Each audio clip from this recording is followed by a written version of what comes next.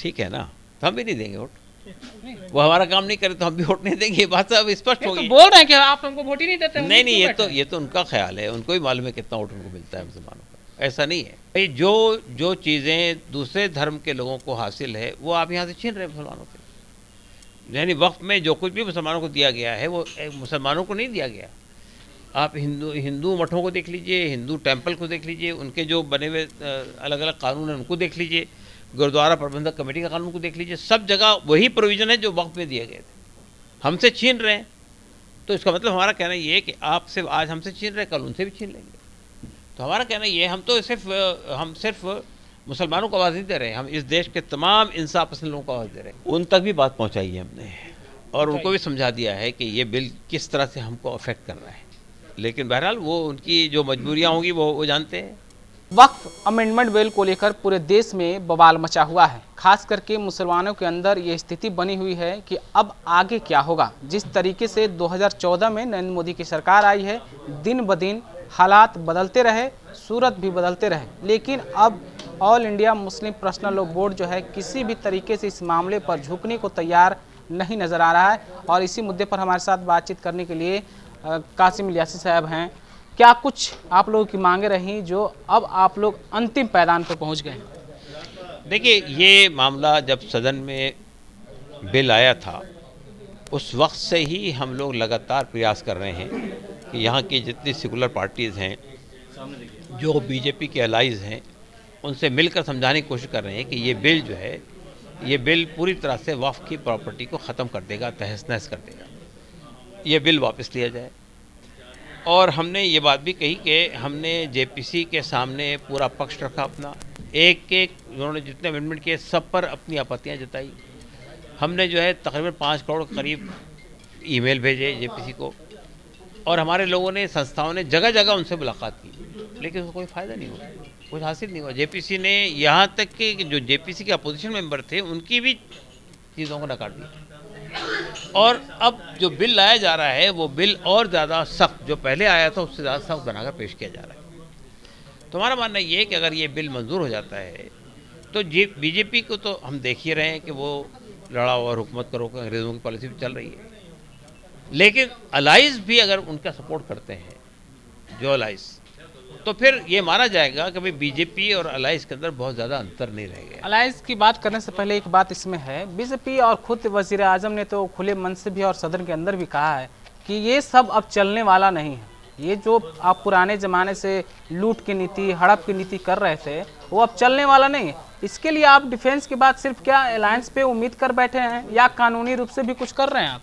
देखिए, हमने बताया ना आपको कि हम जितने कॉन्स्टिट्यूशनल प्रोविज़न हासिल है, धरना प्रदर्शन है, रैलीज़ है, आवाज़ उठाने के जितने साधन हैं और अदालत का रास्ता है, ये सबको इस्तेमाल करेंगे। सबको इस्तेमाल कर रहे हैं? जी करेंगे।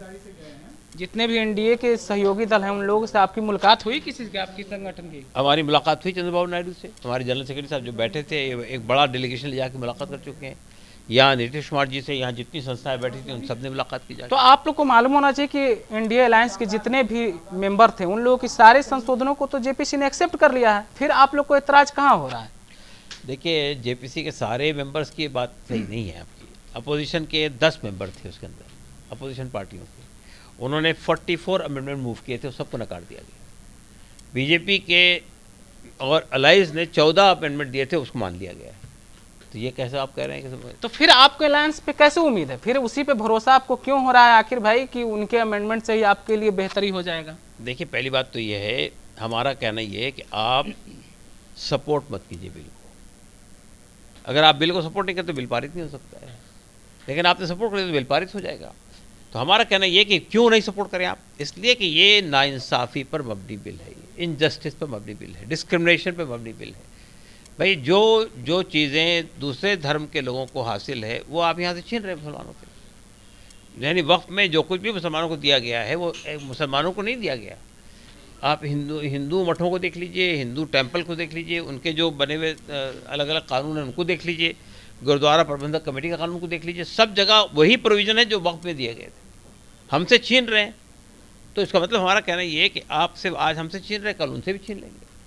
तो हमारा कहना ये है, हम सिर्फ मुसलमानों को आवाज़ नहीं दे रहे हैं, हम इस देश के तमाम इंसाफ पसंद लोगों को आवाज़ दे रहे हैं, हम इस देश के तमाम धार्मिक लोगों को आवाज़ दे रहे हैं। आप तमाम लोगों को आवाज़ दे रहे हैं, ये बात सही है, लेकिन आप एक बात शायद भूल रहे हैं। आप जिस अलायंस नीतीश कुमार से उम्मीद कर रहे हैं, नीतीश कुमार के ही कई सिपहसालार हैं जो खुलेआम मन से बोल चुके हैं कि मुसलमान हमको वोट नहीं करते हैं, हमारे पास काम के लिए नहीं आए, हमारे पास मदद के लिए नहीं आए, फिर वापस आप गिड़गिड़ा कर उनके पास जाने की उम्मीद कर बैठे हैं। कहाँ तक? तो क्यों उम्मीद कर? उनके सिपहसालार बोल रहे हैं कि हम मुसलमानों को काम नहीं करेंगे, वो लोग तो वोट ही नहीं हमको देते हैं। ठीक है ना, तो हम भी नहीं देंगे वोट, वो हमारा काम नहीं करे तो हम भी वोट नहीं देंगे, बात सब स्पष्ट तो होगी। बोल रहे हैं कि आप हमको वोट ही नहीं देते। नहीं, ये तो उनका ख्याल है, उनको ही मालूम है कितना वोट उनको मिलता है मुसलमानों का, ऐसा नहीं है भाई। दूसरी बात ये देखिए, असल में आपको ये मान के चलना चाहिए कि सरकारें जो बनती है, चाहे वो सरकार कांग्रेस की हो, चाहे वो बीजेपी की हो, चाहे नीतीश कुमार की हो, चाहे चंद्रबाबू नायडू की हो, सरकार में आने के बाद वो सबकी सरकार होती है। सबकी सरकार होती है। चिराग पासवान में बिहार में 5 सांसद उनके पास है,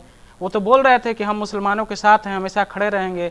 उनसे भी उम्मीद कल बैठे आप क्या? उन तक भी बात पहुंचाई है हमने, और उनको भी समझा दिया है कि ये बिल किस तरह से हमको अफेक्ट कर रहा है, लेकिन बहरहाल वो उनकी जो मजबूरियां होंगी वो जानते हैं। बिल्कुल। तो अभी आप सुन रहे थे ऑल इंडिया पर्सनल लॉ के प्रवक्ता ये कैसे कुछ बता रहे थे, लेकिन आप साफ समझिए, नीतीश कुमार, चंद्रबाबू नायडू, रामविलास पासवान यानी लोजपा रामविलास पासवान के अध्यक्ष चिराग पासवान से उम्मीद कर बैठे हैं। लेकिन आप समझ लीजिए, इनके जिस तरीके से कुछ सिपहसालार बोल रहे हैं, आप समझ लीजिए कि कुछ होना जाना नहीं है। ये उम्मीद सिर्फ कर बैठे हैं, जो कुछ करना है इन्हीं को करना है, कर सकते हैं कानूनी रूप से तो कर लीजिए। बाकी आप बेहतर जानते हैं वक्फ अमेंडमेंट बिल को लेकर देश में क्या कुछ हो रहा है, कितना कुछ बयानबाजी हो रहा है। आप हमें कमेंट में ज़रूर बताइएगा। आपका बहुत बहुत शुक्रिया।